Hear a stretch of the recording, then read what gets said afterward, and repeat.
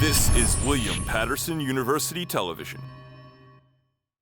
Welcome back to the desk. The NBA season is heating up when we have Jesse, Naijje, Justis, and Steven. You know, to keep up the hot takes, you know, Joel Embiid, he made a bold statement that he is the best player in the NBA.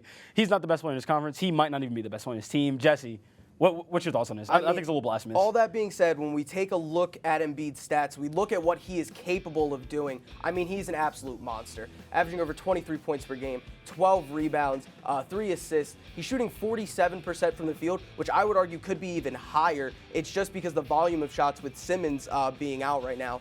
1.4 blocks per game. I agree, he is not even the best player in his conference. However, he is probably up there in that top 3 range. He is a force to be reckoned with on the 76ers. Naijje? Okay, I'm coming crazy for Embiid. He is the best player on his team. And you can argue he's the best player in his conference.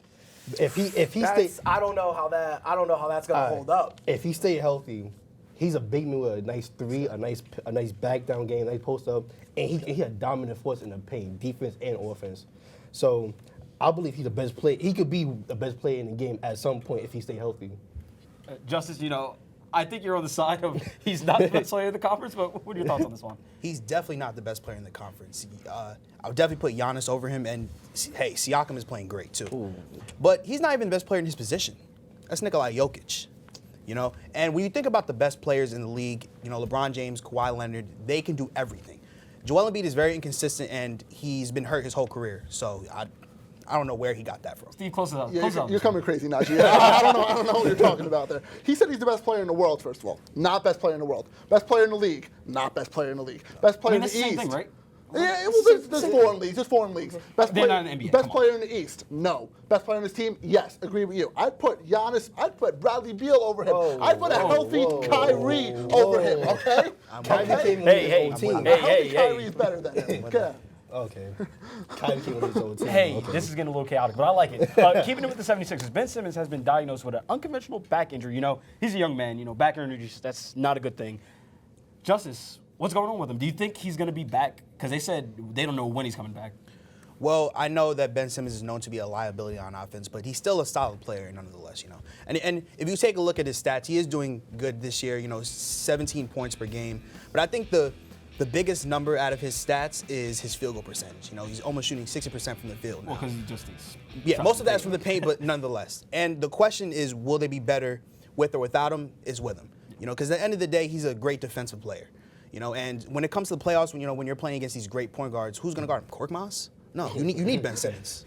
Steve. Yeah, they'll be a lot better with him, like you said, but they have a really deep lineup, which I think will help them in the long run until he comes back. But once he does come back, he's a great asset to the team. He's not. We thought Embiid's the best player on the team. We just said that. He is the best player on the team. But Simmons is a close second, if you ask me. But his addition to the team will help to propel this team to the playoffs. Jesse?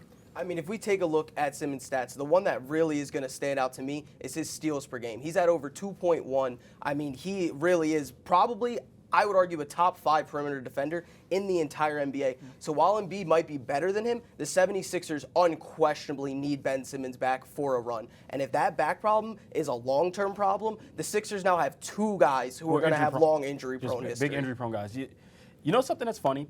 The Clippers have basically signed the whole NBA. Like, literally, the Clippers have the whole NBA. You know, they stumbled out of the All-Star break. Naijje, what have you seen? Like, I don't know what's good with them, but what have you seen with the Clippers? No, but looking at these stats, nothing really wrong with the team. He's like they're in a little slump. Points per game is at 115. That's still good. Average assists per game, 23. Or maybe 24 actually. That's amazing for a team. But it's just like they're in a slump. So good coaching, the veteran players. By the time the playoffs start, they'd be already good. Jesse, I know everybody said that this is the best team in the NBA when they first got Paul George and Kawhi Leonard in the summer.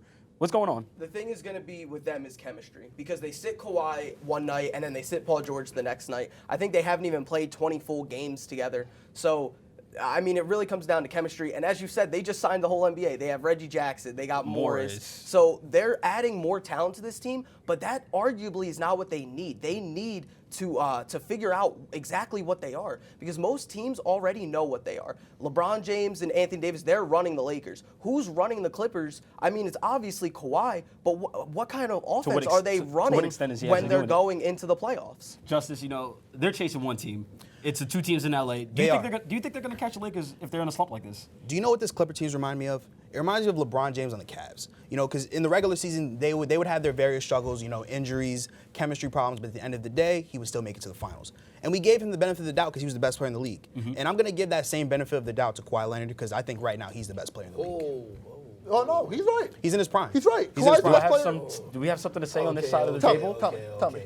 LeBron in his year 17, he's 35. He hit 35 in December.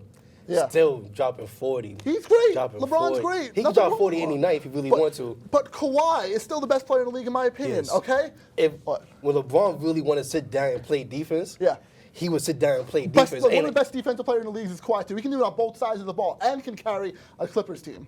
LeBron been doing this for almost 10 plus Yeah, years. that's 10 Been plus years. That's carrying- not this year. We're talking about right now, best player in the okay. league. All right, All right, okay. I'm going with Kawhi. Hey, I like this block right now. You guys are feisty. I like it. You know somebody who's feisty too? Bradley Beal. This guy dropped 50 back-to-back, and the they Wizards. lost. And the Wizards lost. And they lost. And he also plays for the Wizards. He took a big contract in the offseason.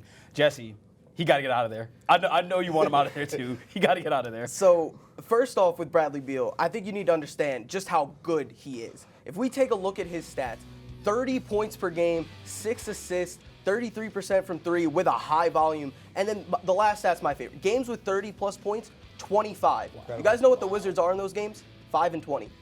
They're terrible. They're terrible even when Bradley Beal is good. So is he going to be on the Wizards next year? For his sake, I hope not. And I think I know the team that can put together a package for him, and that's the Brooklyn Nets. If you trade away LeVert, you trade away Dinwiddie, you trade away 2 first-round picks. That gives you Bradley Beal. That's very fitting coming from a Net fan. That's That's a very three-headed fitting. monster of Kevin Durant, Kyrie Irving, Bradley Beal. Who's stopping that? Justice, can anybody stop that if that does happen? I know it's a fantasy world that Jesse's living in over there. No one can stop that, at least in the East, but I don't think it's going to happen. I think, honestly, he's going to end up, unfortunately for Bradley Beal, on the Knicks. Because the Knicks have money, and they also have assets that the Wizards need. And at the end of the day, they need to either drop John Wall or Bradley Beal's contract, and no one's taking John Wall. Wait. What assets do the Knicks have that are better than what the Nets have? They have young players. Not good young players. Yeah, just no. young. Just being young doesn't make you good. I mean, Well, they have Bradley picks as Beal well. has been, They have picks as been well. young for 3 years. It doesn't mean he's developed in that. I mean, the Knicks thought they I were don't- going to get KD. I don't think the Nets are going to Kyrie, take and that Zion. risk. I don't think the Nets are going to take that risk dumping their whole bench for Bradley Beal. I think Kyrie and KD see a guy like Bradley Beal and think he's the difference maker. I think regardless the Nets make a trade this offseason, the guy to target would be Bradley Beal. But he's not the best defender either, so I don't think that's going to happen, to be honest. Yeah. No, I'm with you on that, Jesse. I think he's going to the Nets. He's sick and tired of carrying this Wizards team on his back for back-to-back 50 games and not getting a win. That hurts. That hurts inside. Not having John Wall next to him, too, being hurt, that hurts inside. And I think he's going to the Nets, too. I think it's a good fit for him. You know what hurts inside? That this episode is over. Oh, That's all we have for this week on WP Sports Desk. Join us next week as we recap the first week for Pioneer Baseball and we drop the puck with the NHL crew. Don't forget to follow us at Sports Desk WP on Twitter and Instagram for updates and more. Thank you for the cast and crew, and a special thanks to studio manager Al Clarke. For everyone at the desk, I'm Samory, and we'll see you guys next week.